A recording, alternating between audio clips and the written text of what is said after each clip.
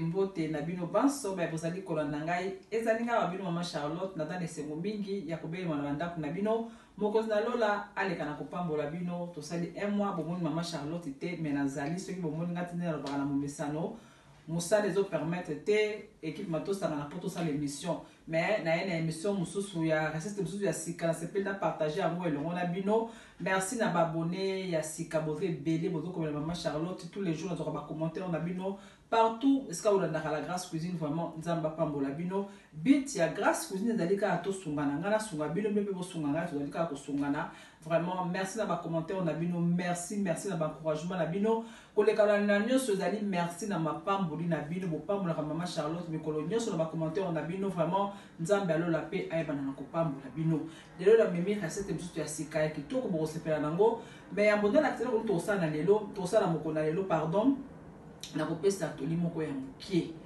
tozo loba ba mama ebele ba so ba miso pe na ba internet ba ko beta sete mikolo eza malamu te motema mabe tomboki na babongo ya bato fo kosala bokebi na kopesa lelo conseil moko ya moke na otali bato yo baloba na tembe bazalaka na secret te vraiment ndeko mama ndeko papa yo yokanisi ete kosala lolendo eza po na bien na yo eza po na kobeba na yo eza po na kodinda na yo mutu amoni yo kaka na opesa exemple moko bandali mutu amoni na 10h juste mais tu toko ma 10h30 minutes oso raconter mutu wana vie na yo mobimba ndeko mama ndeko papa yo kasi batu tout bana ko sepela na recette na yo je ne crois pas zala mutu ya secret zala mutu akobomba makambo na oso ko beteli mutu lisolo te mutu akoyeba te batu zo pona lelo bacheli mutu poison basali mutu boye babomi mutu kaka pona ba bien matériel oyo zo bomba batu belé soko beteli solo na ote ndeko mama ndeko papa muta oyeba makambo na yo ba réussite na yo ba victoire na yo azate to yekola kotonga minoko to yekola kobomba makambo na biso muto yebi na 10h juste la 10h30 ayebi vi na yo ayebi so banda kuna Afrika ayebi osala ka boya ayebi bona boy to sala bokebi mikolo ezali mabe tango yo beteli solo na yo muto bana ko betela li solo na yo tene so osala mabe te mais ya moni ke ya zala moto yo zana ngo komba ebandi tozwa mayele ya koyeba kotonga minoko na biso ba mama ya koyeba kotonga minoko na biso ba papa tu n'es pas obligé à kobeta masolo na yo na n'importe qui na ba camarade nyonso tout tozwa mayele makambo le kana ba réseaux sociaux tozomona ezobangisa bato mokozi na lola alekana na kopambola bino na kolakisa eloko nini tokosala na mokona lelo tokosala oyo ezali Thompson tosala de Thompson na kotumba na makala tosala Thompson ya kotumba na ya kokalinga na kikalungu na mafuta lelo na kosala Thompson moko de un peu spécial mais eza vraiment kitoko soko metio resi mama okolia kitoko pona yango biloko nyonso tu yango ezali awa o naza nango besoin pona sala na réaliser recette nanga na mokona lelo na lekani ko présenter biso biloko nino naza nango besoin pona réaliser recette na niko sala na mokona lelo. Alors, na bi ete to sala ezali Thompson. Na lobi to sala de Thompson ya ko kalinga, to sala de Thompson ya ko tumana makala, le lobi na sala sous Thompson. Mais Thompson na sala est un peu spécial. To ko kalinga o muke et puis to chango na four. Yango yo Thompson nanga ezami balé ya minye na sina bungisa ngo vraiment bien. Na sina sukoli na longo basalite nyo surtout Thompson nanga yango. Na lobaka eloko moko na lobi soki olingo épicer viande, olingo épicer poisson. Tango sukoli kolinga te maizala na se na bassin maizala na se etraîner te kolinga te parce que tango kotia ba mungwa tango kotia ba épices surtout que za biloko kolala ba feti omona monte bébé saka biloko ase mona soit poli soit mai wana e bébé si biloko na se ya ona lobana momesano avant épicer biloko na o veillez vraiment que maizala te mai etraîner te na bassin yanga yango yo maiza vraiment te maiza ka muke donc na lekani ko sopa mai muke donc poisson nga yango yo maiza na sete. Alors, na lobi to sala poisson ya ko kalinga muke to chango na four. Naza na posa ya bouillon yango yo. Na présenter biso toujours bouillon nga na sala ka. Na osala o ezali poivre blanc. Na osala o ezali noix de muscade. Na ozatanga wisi muke. Aïe. Na pesa ratoli na aïe ezanga ratela biloko na ngai mais aïe za soko l'excès azara agressif na biloko a dominera ba épices nyonso tout. Ya ona chaka maba ai na chaka binasi la ba épices betene no bana mbesano na chaka ba épices muke et c'est complété on de ça la kagu na biloko ndina lo bana mbesano peke likambu ya goût olambaka na yo mama mais biloko za na goût olambi mais biloko za na goût faut pas ko veke biloko na o eloko moko ta dominer moninga puis moko ta leka po biloko na ezala elengi na munoko na osala o ezali de ai yango yo na ozala posa litungulu mpona osala sauce na litungulu moko ya munene na osala o ezali ciboulette na ngai et puis citron dans le mélamine mpona citron na ngai yango azanga na barecette na ngai te ya moke osala ma biloko kitoko kotia citron na cuisine na yo et à la fin toza na posa ya mafuta mpona kokalinga o ezali poisson na biso mpe tokotia moke na baépice oyo na komixe mpona tia na épice na mosusu oyo ezali thomson na ngai et kikalungu somba kikalungu mama la grâce à olemba te vraiment merci na bino nyonso oza bato ebele bakomelaka mama na sima banzungu mpona baconseil na yo mwasi ya mayele cuisine ifo ezala kitoko mwa nzungu ya malonga mwa kikalungu ya malonga mwa vert mwa sani ya malonga mpona bapaya esaka mpe kilo ya mwasi kikalungu na ngai yango oyo veye kosoba kikalungu ya malamu mpo biloko na yo ekole te na kikalungu ya mama Charlotte yango na kokalingela oyo ezali poisson na ngai na mokona lelo et puis à la fin na otia na biso osala tomso tokalingi totie na four donc oyo eza plat na ngai ekotaka na four okolongola yango mpe mbala moko na four omemi yango na sala manger likolo ya mesa na yo eza problème te yanga yango oyo ekopermettre nga nakotisa thomson na nga na four yango oyo alors ndenge na présente biso biloko soto ezali awa nakomixe après mpo tokanye temps nakomixe tangawisi moke nakomixe tangawisi susu te nazwa ndambo naotika mosusu nakomixe oyo ezali ai na ngai nakomixe na ciboulette ensemble nakoepise nango poisson ntango nakomixe na tie poivre blanc na tie noix de muscade donc biloko oyo ezali awa naza nango posa sikoyo te alors thomson na nga yango oyo na thomson oyo nabi na kotia yango na four mais avant totia na four tokokalinga yango mais kaka mama eza recette moko kitoko makasi avant tokalinga yango natie déjà mafuta na nga déjà na moto po échauffer natie mafuta na nga déjà natie moto natie mafuta na kikalungu po na kokalinga oyo ezali poisson na ngai natie mafuta ezo chauffer déjà okamwa mama bongo na oto epise totie mafuta na moto bolanda vraiment na bokebe eza recette moko vraiment kitoko mingi poisson na nga to pe thomson na nga yango oyo nde na mpona kokalinga to mpona kotumba nazwi ezali bouillon natie juste kaka bouillon na thomson na ngai natie eloko te natie kaka juste oyo ezali bouillon na thomson na ngai na baweli kote mosusu ya ebele te ya moke kaka na otya boye nde nalobaka na momesalo so mpo olingi babouillon te osaleli na yo oyo ezali mungwa normal yango oyo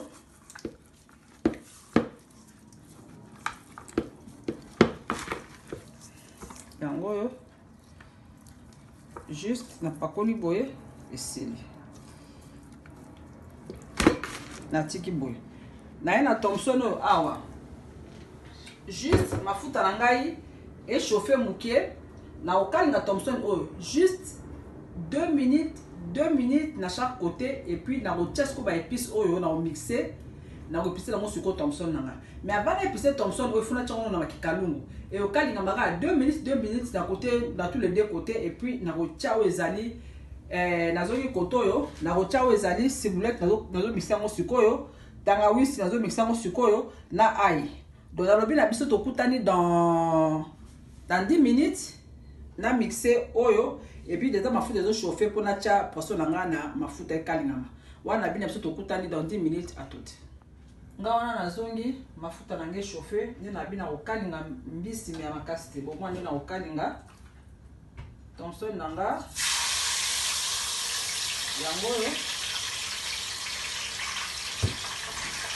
natia yango na mafuta nde nabi na kokalinga oka mwa 2 minutes na chaque côté eki bongo na osala awa nazongi noki awa plateau na tie mpo kopermettre ngai mpona epise mbisi na ngai awa oyo ezali ciboulette ai na tangawisi yango na mixe yango boye en attendant poisson na ngai eza na mafuta nakoleka na kotia oyo ezali poivre blanc na mélange ya ba ai na batangawisi oyo na épicé natie poivre blanc mwa ebele Et puis natie noix de muscade pe. C'est bon. On le tomolo pour faire la sauce, mais donc ça on est ciment. Ils vont on a mélangé en gros. La bakisi moi citron. Donc moi mouké et belé mingi. Avant la kalinga poisson na ngai na tiaki o ezali bouillon mouké. Na oleka na susu ko tia bouillon mouké na kati ya ba mélange on a osala. Pour permettre sikoyo mungu na ngai kota na kati ya misuni ya mbisi na ngai. Yango yo na leki ko mélanger yango. Na tiela ngai moutarde te. Yango yo na ocha mafuta, mais na ocha mafuta oyo na okanga na poisson. On a obatisa asili. Siko na mélanger kaka muscade, ail, tangawisi, ciboulette, na poivre na citron. Yango nde na tie awa. Na lekani koto oyo na poisson na ngani na lobi. Omoni ekalingami na baluti ngambo mosusu. Oyo kaki kalungu ezali ya kokanga biloko tomoni ni esali baye mbisi na ekangama na kalungu eza te. Juste boye. Donc après nazolongola yango kala te. Nde nalobi donc mbisi na ngai déjà ekoki boye. Nakangi moto yango nde nabiki kalungu maye ekole biloko maye biloko mbisi ebota mbisi ebeba eza te. Yango parce que kalungu ezali kalungu ma ya bonne qualité. Poisson na ngai yo bomona kaka akalingami presque pas. Et puis otike kaka minute abandi kotangisa mai po avandi mobesu. Avandi mobesu yo na tie awa. Ningale mosusu ye. Donc baza mobesu babeli te. Nena abaki la na posa mafuta, na di mafuta on a kalingeli ka poisson ndam na tina ba mélange na ngai. Pour permettre à épicer ce que vous allez poisson de ngai. Yango yo dans la tire mafuta bese dango sur moi qui toko déjà. Na ba épice na mélanger ba épice na nga oyo na mixa kango na mafuta on a tire pour permettre ngai na épicer ce que vous allez poisson na nga siko. Yango yo na bi poisson adani mubesu avant na ya belité. C'est quoi dans les canapos chao ezali ce qu'on est missionné moto missionné à ufungwa mane ezabwe c'est quoi dans les qu'est-ce qu'on tia ce qu'on ezali ba épice nanga na kati ya poisson nangai mais comme maman en tout cas au sepela eza vraiment kitoko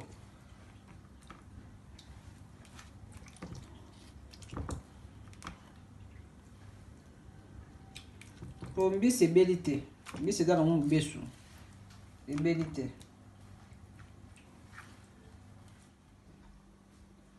Gawana na zongi. Donc na te na de ngoni mo parti ndambo to na ko épicé na se moka ta na bandaki. Mais na épicé ti na suka na tika ki poisson na ngai vraiment ba épice koti do tango kalingi o tshekaka mungu ou bien bouillon na yo. O kalingi yango moi 4 minutes kaka. O tourner donc moi 4 minutes o kalingi poisson na yo.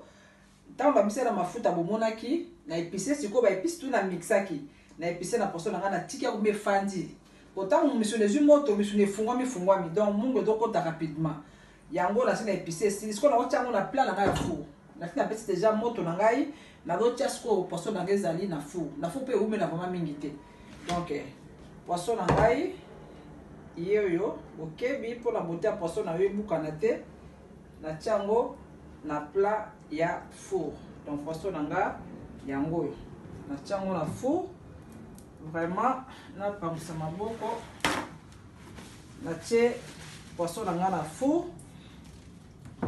yango yo four na sina pelisi déjà na tie na 200 na tiango na 200 donc mafuta nanga on a kalinga poisson yango yo mafuta peze belé pour la sauce nanga ya matungulu na longo mafuta ndambu na gas na kolemba te ba mama bokebi na mafuta bokebi na ba mungwa bokebi na ba sucre na donc si ki kalungu nanga na moto na pelisi en attendant poisson na ngeza na four pe umela pe mingi olekate na osala oyo ezali sauce na ngai na otia matungulu wana bina biso tokutani dans 40 minutes 1 heure pour totala suite ya poisson na biso. Mais en attendant na otia étape ya matungulu te dommage, mais nazo banda osala matungulu déjà bon mona nanga tant aussi ça déjà tant osala la présentation au mona na bina biso tokutani dans 1 heure à toute.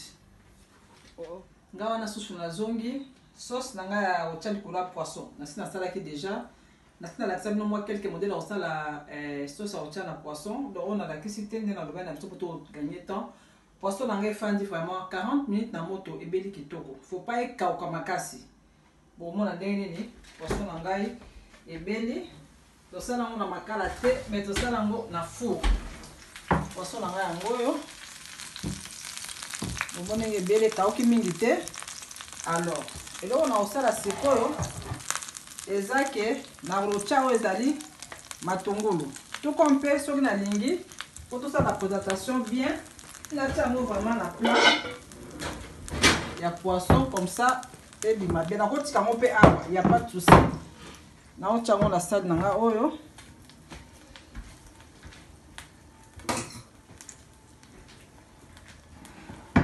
Oyo, mon ana kitoko. Poisson nanga yango yo. Molimbi, il faut vraiment mettre la mobimba. Et kata la thé. On a la technique so et katana te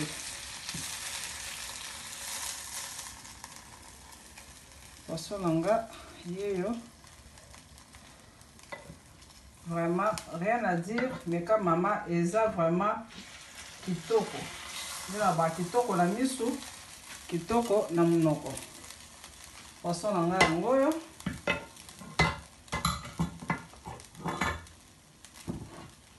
ezali